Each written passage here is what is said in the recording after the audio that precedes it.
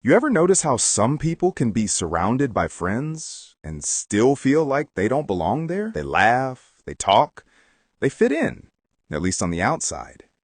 But inside, it's like they're watching their own life from a distance.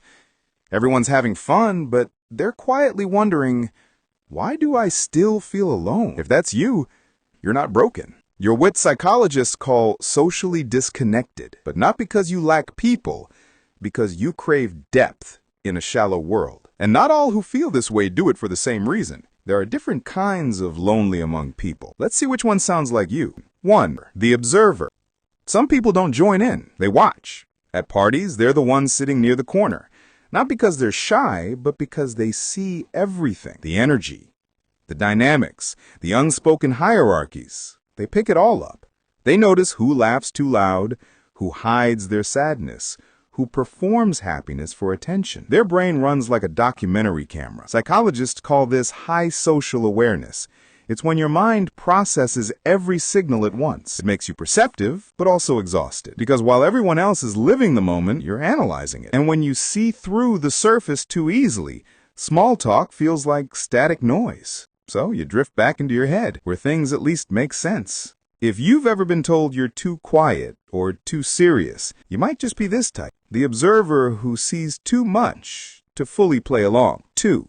The drifter. Then there's the person who keeps moving through groups but never feels at home in any of them. They fit in everywhere, yet belong nowhere.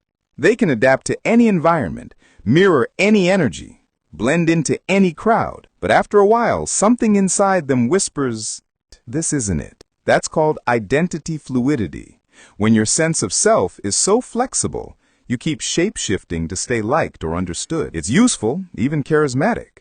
But deep down, it leaves you hollow. Because if you're always adjusting to others, who adjusts to you? Drifters don't hate connection, they just can't find one that feels real. They crave a wavelength that matches their own. And until they find it, they'll keep floating between people, smiling, talking, performing, but always slightly detached. 3. The old soul. And then there's the one who's just ahead. Their mind, their energy, their values, they're deeper than their circles. They see life through a lens that most people don't even know exists yet. They talk about purpose when others talk about gossip. They seek meaning where others seek distraction. It's not arrogance, it's frequency. Psychologists link this to asynchronous development, where emotional maturity grows faster than social environment. Old souls often end up lonely not because they're unlikable, but because they outgrew the noise before anyone else did. They walk through life with wisdom people their age won't understand for another decade, and that's isolating. But it's also the mark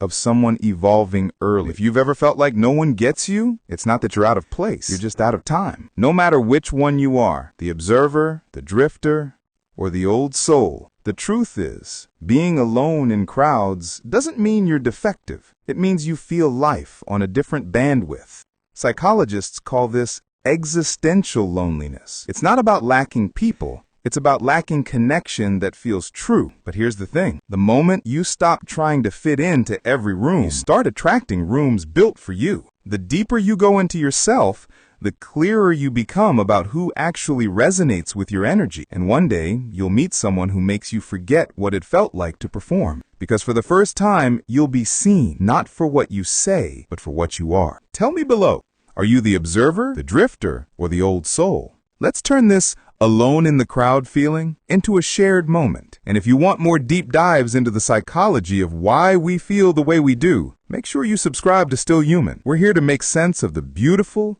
messy complexity of being alive.